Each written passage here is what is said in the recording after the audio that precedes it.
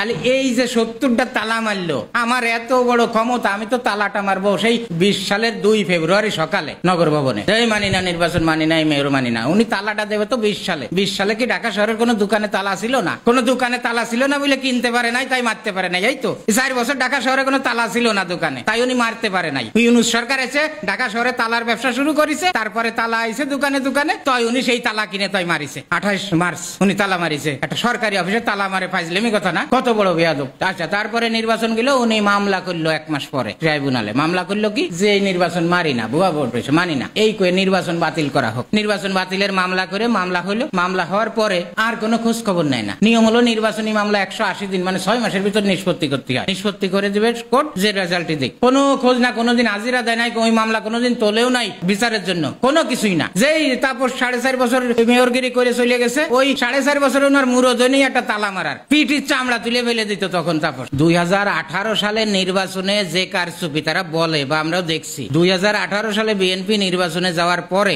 এই ধাক্কা খাইয়ে, এই সেকা খাইয়ে, ওই ঘা না শুকাতে শুকাতে 2020 সালে কেন তারা ধানের শীষ মার্কা নিয়ে সিটিতে নির্বাচনে আসছে? এই জন্য বিএনপির হাইকমান্ডের শাস্তি হওয়া উচিত, তাদের জরিমানা হওয়া উচিত, 640 কোটি টাকা জরিমানা হওয়া উচিত। এই 640 কোটি টাকা 64 জেলায়, এক এক জেলায় 10 কোটি টাকা পড়ে। এই 64 জেলায় যারা বিএনপির নেতা কর্মী ভোটাররা নির্যাতিত হয়েছে, এতদিন অপমানিত হয়েছে, আওয়ামী লীগের দাপটে, আওয়ামী লীগের মামলা হামলার জোরে তারা ঘরবাড়িতে টিকতে পারেনি, মারা গেছে অনেকে, এদেরকে জরিমানা হিসেবে দিয়ে দেওয়া উচিত। কারণ এর জরিমানা করতেই হবে ওই ঘটনায়। কেন 18 সালের এত বড় ধাক্কা সামলানোর পরেও কেন তারা ঘুষ খাইয়ে, এই হাইকমান্ড ঘুষ খাইয়ে আওয়ামী লীগের কাছ থেকে সিটি নির্বাচনে গেছে তারা ধানের শীষ মার্কা নিয়ে? আগে এদের জরিমানা করে এদের বিচার হলো আগে করতে হবে যে 20 সালের ওই নির্বাচনে কেন গেল 1.5 বছর পরে। কি করছে জানেন? ওই তারেক রহমান লন্ডন, খালেদা জিয়া জেলখানায়, এই আরামজাদারা কয়েকশো কোটি টাকা ঘুষ খাইয়ে তো ওই 18 সালের নির্বাচনের বৈধতা দেওয়ার জন্য 20 সালে তারা আবার ধানের শীষ মার্কা নিয়ে বিএনপি আবার নির্বাচনে আইছে, হাসিনার নির্বাচন, এই সিটি নির্বাচনে। এই নির্বাচনটাই তো এই নির্বাচনে কেন গেল বিএনপি? আগে হলে এই প্রশ্নের উত্তর জবাব দিতে হবে, এর বিচার করতে হবে বিএনপির হাইকমান্ডে। কেন